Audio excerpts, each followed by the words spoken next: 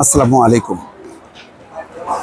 ঢাকায় অবস্থিত পশ্চিমা দেশগুলো একজোট হয়ে তারা পররাষ্ট্র মন্ত্রণালয়ে একটি চিঠি দিয়েছে এবং তারা উদ্বেগ উৎকণ্ঠা প্রকাশ করেছে আন্দোলনের উপর যেই প্রাণঘাতী অস্ত্র ব্যবহার করা হয়েছে এবং যেই শান্তিপূর্ণ গণতান্ত্রিক অধিকার সেগুলো হতে না দেয়া এবং ইন্টারনেট সংযোগ বন্ধ করার সামগ্রিক বিষয়ে তারা উদ্বেগ উৎকণ্ঠা এবং এক ধরনের প্রতিবাদ তারা জানিয়েছে। 14টি দেশের রাষ্ট্রদূত ঢাকায় অবস্থিত। এই অবস্থার মধ্যে আজকে স্পেনের যেই রাষ্ট্রদূত তিনি দেখা করেছেন মারিয়া। তো সেখানে প্রধানমন্ত্রী বলেছেন কোটা আন্দোলনে ছদ্মবেশে জামাত শিবিরের সন্ত্রাসীরা অনুপ্রবেশ করে। তাহলে এক অর্থে এই বক্তব্য দিয়ে বোঝা যায় যে নেতৃত্ব তাহলে ছাত্র জনতা ছিল আর তারা অনুপ্রবেশ করেছে। তাহলে এখানে কি বলা যায় যে জামাত শিবির বা বিএনপি এই আন্দোলন নস্যাতের জন্য শেষে তারাই এই নেতৃত্ব তুলে নিয়েছে? না, নেয়নি। আরেকটি খুব অদ্ভুত ব্যাপার, এই রিপোর্টে বাসস পরিবেশিত এই রিপোর্টে কোথাও উল্লেখ করা হয়নি যে কতজন মারা গেছে। শুধুমাত্র একটি তো সংখ্যা উল্লেখ করা আছে যে আওয়ামী লীগের 21 জন নেতাকর্মী মারা গেছে, কিন্তু এর বাইরে যে বিপুল সংখ্যক, কেউ বলছেন যে 200-র বেশি তো সরকারিভাবেই লিপিবদ্ধ, কিন্তু তার বাইরেও অনেকে মারা গেছে। কিন্তু তাদের নাম ধাম বা তারা কি কারণে মারা গেছে, কিভাবে মারা গেল, তার কিন্তু কোনো বর্ণনা নেই।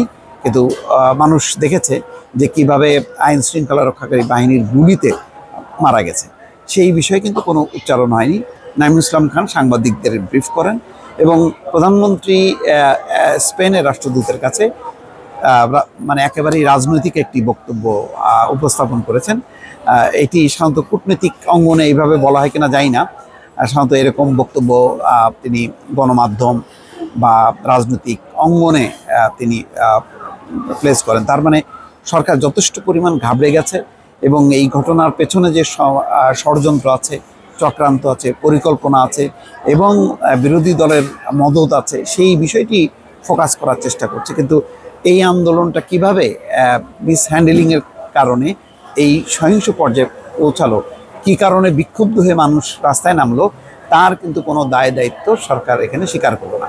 শেখ হাসিনা বলছেন সন্ত্রাসীরা আসলে সেই স্থাপনাগুলোতে হামলা করেছে যা জনগণের কল্যাণে কাজ করার পাশাপাশি সরকারের সাফল্য তুলে ধরেছে।